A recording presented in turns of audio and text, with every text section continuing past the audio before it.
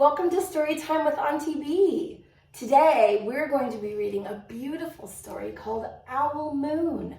Have you ever read Owl Moon? Well, we're going to read it today. First, I want to make sure that I get my blanket. And you know I have to have my comfy Auntie B blanket. Do you have your blanket to cuddle up with so we can have story time? All right, find a comfy place and get your blanket, and let's read Owl Moon. Owl Moon by Yolen.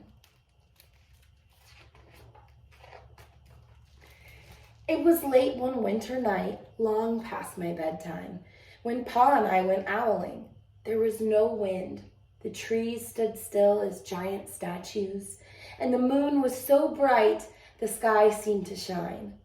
Somewhere behind us, a train whistle blew, long and low, like a sad, sad song. Can you see them walking in the bottom of the picture? I could hear it through the wooden cap Pa had pulled down over my ears. A farm dog answered the train, and then a second dog joined in. They sang out trains and dogs for a real long time.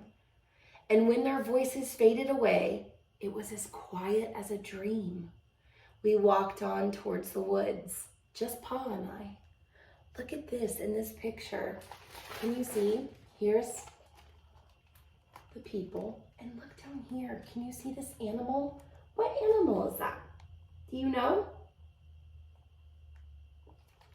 It's a fox, yeah.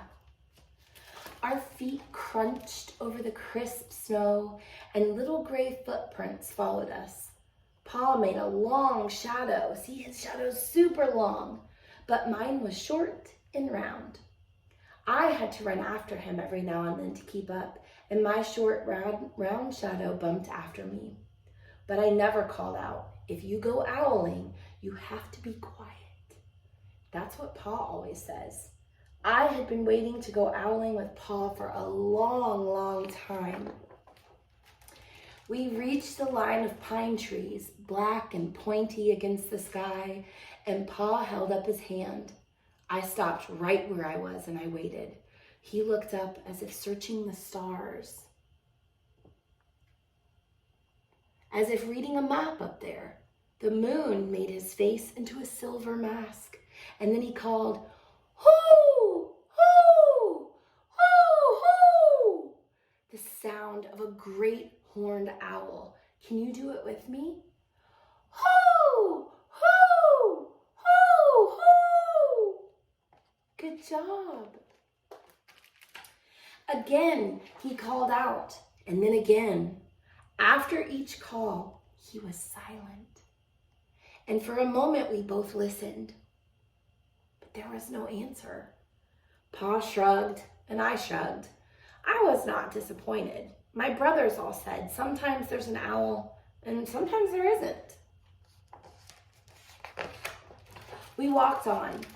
I could feel the cold as if someone's icy hand was palmed down on my back, and my nose and the tops of my cheeks felt cold and hot all at the same time. But I never said a word. If you go owling, you have to be quiet and make your own heat.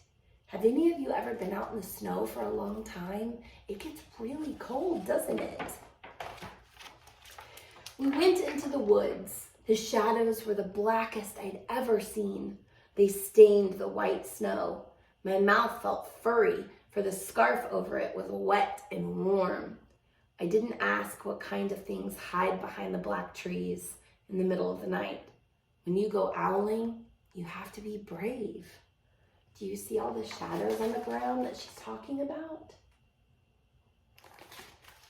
Would you be brave and go owling? That would be fun. Then we came to a clearing in the dark woods. The moon was high above us. It seemed to fit exactly over the center of the clearing, and the snow below it was whiter than the milk in a cereal bowl. Look at this picture. Look down here. What animal is that? Can you see it? It's a deer. I sighed and Pa held up his hand at the sound. I put my mittens over the scarf over my mouth and I listened hard, and then Pa called. Are you ready to call the owls? Hoo, hoo, hoo, hoo. I listened and looked so hard that my ears hurt and my eyes got cloudy with the cold. Pa raised his face to call out again, but before he could open his mouth, an echo came threading its ways through the trees. Hoo, hoo, hoo, hoo. Pa almost smiled, and then he called back. Are you ready to call back to the owl? Let's do it. Hoo, hoo, hoo, hoo. Just as if he and the owl were talking about supper, or about the woods, or the moon, or the cold. I took my mitten off the scarf, off my mouth, and I almost smiled too. That would be so cool to see an owl. The owl's call came closer from high up in the trees on the edge of the meadow. Nothing in the meadow moved. All of a sudden, an owl shadow, part of the big tree shadow, lifted off and flew right over us. We watched silently with heat in our mouths, the heat of all of those words we had not spoken. The shadow hooted again. Here's the owl up here. Look at how big it is. Oh my goodness. Pa turned on his big flashlight and caught the owl just as it was landing on a branch. How cool is that? I would love to see an owl. Would you? Yeah. For 1 minute, 3 minutes, maybe even 100 minutes, we stared at one another. Look how beautiful.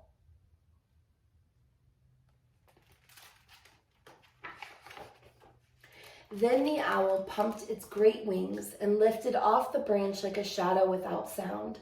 It flew back into the forest. Time to go home, Pa said to me. I knew then that I could talk. I could even laugh out loud. But I was a shadow as we walked home. When you go owling, you don't need words or warm or anything but hope. That's what Pa says. The kind of hope that flies on silent wings under a shining owl moon. The end. Owl Moon. Did you enjoy the book? I love this book. Join me next time for another story. Can't wait to see you guys. Bye.